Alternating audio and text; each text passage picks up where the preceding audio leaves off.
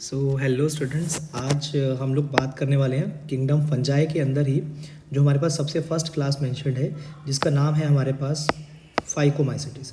बेटा, इस फाइकोमाइसिटीज़ के बारे में पहले कुछ बातें याद रख लेते हैं दिमाग में। It is also known as algal fungus. अब इसको एल्गल फंगस क्यों बोला जाता है? क्योंकि इसके जो कुछ मेंबर्स हैं ना, उनमें सेल वॉल जो है वो किससे बनी होती है? एल्गे की जैसे, सेल्यूलोजिक सेल वॉल की जैसे। मतलब कि सम मेंबर्स, कुछ मेंबर्स ऐसे हैं that have cellulosic cell wall, cellulosic cell wall important.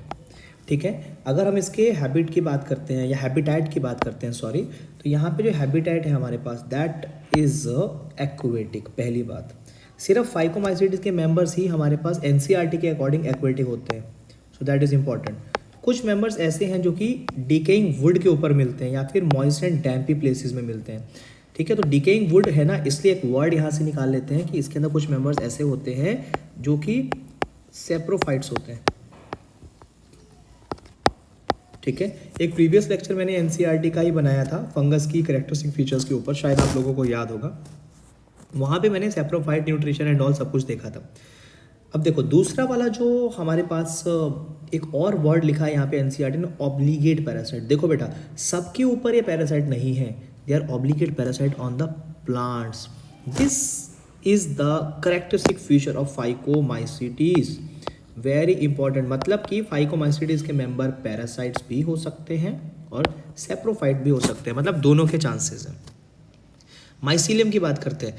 Mycelium कैसा है हमारे पास? असेप्टेट। मैंने आपको ऑलरेडी बता रखा है, असेप्टेट मल्टीन्यूक्लिएट कंडीशन को क्या बोलते हैं? सिनोसिटिक। होपफुली याद होगा, इस तरीके से बताया था। एक हाइफी है, ये मेरे पास क्या है बेटा? एक हाइफी है। इस हाइफी में बहुत सारे न्यूक्लियस हैं बट सेल वॉल नहीं है, तो ये एक यूनिसेलर कंडीशन कंसिडर होगी। एक ही सेल है, यूनिसेल्यूलर। लेकिन न्यूक्लियस की बात की जाए तो यहाँ पे न्यूक्लियस बहुत सारे हैं, इसलिए इस कंडीशन को क्या बोलते थे हम लोग? Multi nucleated condition.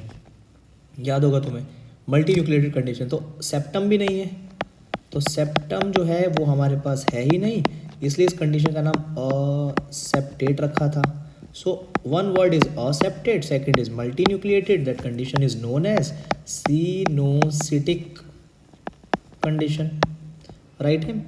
चलो अब वापस आते हैं यहाँ पे, सिनोसिटिक कंडीशन है। उसके बाद यहाँ पे क्या बोला है? असेक्सुअल रिप्रोडक्शन हो सकती है। देखो यार, असेक्सुअल भी हो सकती है बेटा, यहाँ पे सेक्सुअल भी हो सकती है, याद रख लेना है। असेक्सुअल रिप्रोडक्शन भी स्पोर के थ्रू होगी, सेक्सुअल रिप्रोडक्शन भी बेटा स्पोर्स के ही थ्रू होगी। बट जो सेक्सुअल रिप्रोडक्शन है वो एक टाइप के स्पोर्स के थ्रू होगी। उस स्पोर का नाम क्या है? जाइगोस्पोर्स। याद रख लेना है, these zygospores are sexual spores. तो अगर सेक्सुअल स्पोर्स है तो मियोसिस से बने होंगे, दे आर 4 इन नंबर, क्योंकि मियोसिस के बाद में 4 ही सेल्स बनते हैं। ठीक है, दूसरी बात यहाँ पे क्या दे रखा है आपके पास? देखो, asexual reproduction takes place by zoospore, जो कि मोटाइल होते हैं। मोटाइल मीन्स फ्लैजेला प्रेजेंट होगा, और ए प्लानोस्पोर्स होंगे नॉन मोटाइल। मतलब कि मोटाइल और नॉन मोटाइल दोनों टाइप के स्पोर्स यहाँ पे प्रेजेंट हो सकते हैं। ये जो जूस्पोर्स हैं ये एक पाउच के अंदर बनेंगे। देखो मैं आपको एक थोड़ा सा ओवरव्यू देता हूँ, देखना यहाँ पे। मान लो इस तरीके से मेरे पास एक स्टॉक लाइक स्ट्रक्चर है, एंड यहाँ पे मेरे पास एक पाउच बनता है। मान लीजिए ये मेरे पास एक हाइफी है। हाइफी है तो आपको पता है असेप्टेट ही कंडीशन होगी यहाँ पे। ठीक है, इस पाउच का नाम होता है sporangium. It is a pouch like structure. ठीक है बेटा, और ये जो है दैट इज हाइफी। ठीक है, और ये जो स्ट्रक्चर है stalk like structure, that is known as sporangio sporangiophore 4 means stalk like structure. अब इसके अंदर प्रेजेंट है बेटा जूस्पोर्स, इसके अंदर ये सब कुछ प्रेजेंट जो है दीज आर जूस्पोर्स। याद रख लेना। और जो जूस्पोर्स यहाँ पे प्रेजेंट होंगे वो पाउच के अंदर बने ना, इसलिए इनको एंडोजीनस बोला जाता है। एंडोजीनस मीन्स किसी एक पाउच के अंदर प्रेजेंट है। अगर ये ओपन होते, अकेले बाहर हवा में होते, तो इनको क्या बोलते हैं हम लोग? एक्सोजीनस। राइट। होपफुली आपको ये क्लियर हो गया बेटा। तो यहाँ पे याद रख लेना है आप लोगों ने, स्पोरेंजियम के अंदर बनेंगे बेटा जी। कौन बनेंगे स्पोरेंजियम के अंदर? स्पोर्स बनेंगे। कौन से वाले स्पोर बनेंगे? ज़ूस्पोर बनेंगे। और ये जो सेक्सुअल रिप्रोडक्शन है वो तो सबको पता है, गैमिट के फ्यूजन से ही होती है। तो जाइगोट बनाती होगी, सिंपल सी बात है। तो फ्यूजन ऑफ 2 गैमिट से बनेगा। मैं ज़्यादा एक्सप्लेन ना करते हुए एक सीधी सी चीज़ आपको बताऊंगा। आपने एल्गी के अंदर पढ़ा होगा isogamy, anisogamy and oogamy. Isogamy kingdom plantae के अंदर आएगा वो, and isogamy, and the third is oogamy. देखो ध्यान से सुन लेना, मैं एक कंडीशन बता देता हूँ तुम्हें। मान लो मेरे पास एक ये स्पोर है, इसको कंसिडर कर लो ये मेल है, और ऐसा ही मेरे पास एक और स्पोर है, इसको कंसिडर कर लो फीमेल है। ये दोनों के दोनों सिमिलर है ना, और ऐसा ही समझ लो ये नॉन मोटाइल थे, इनमें फ्लैजेला नहीं था। अब दोबारा से ये वाला मेल है, ये फीमेल है, लेकिन इस पर भी एक फ्लैजेला है, इस पर भी एक फ्लैजेला है। तो अब ये क्या हो गया? मोटाइल। लेकिन अभी भी ये कैसे हैं? This two are similar. अगर दो स्पोर्स जो है वो मॉर्फोलॉजिकली सिमिलर है, मेल एंड फीमेल, उसको बोला जाता है आइसोगैमी। अब देखो दोबारा से मैं कहता हूँ मेरे पास एक और स्पोर है, इसको कंसिडर कर लेते हैं ये फीमेल है, इसको बोल दिया मैंने ये दूसरा स्पोर है, ये है मेल। तो जो मेल है वो स्मॉल है,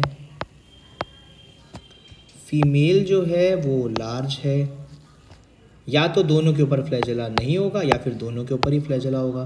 तो डिसिमिलर साइज हुए ना, बस कंडीशन ये है कि दोनों के अंदर या तो फ्लैजेला एक साथ होना चाहिए या नहीं होना चाहिए। ऐसी कंडीशन को बोलते हैं एन आइसोगैमी। ठीक है बच्चे। अब थर्ड कंडीशन के ऊपर भी आ जाओ, अगर यहाँ तक आ गए हैं तो। थर्ड कंडीशन क्या बोलती है? देखो ये मान लो मेरे पास फिर से स्पोर है, ये छोटा सा है, लेकिन इसको जो छोटा है ना वो हमेशा मेल होगा, याद रख लेना।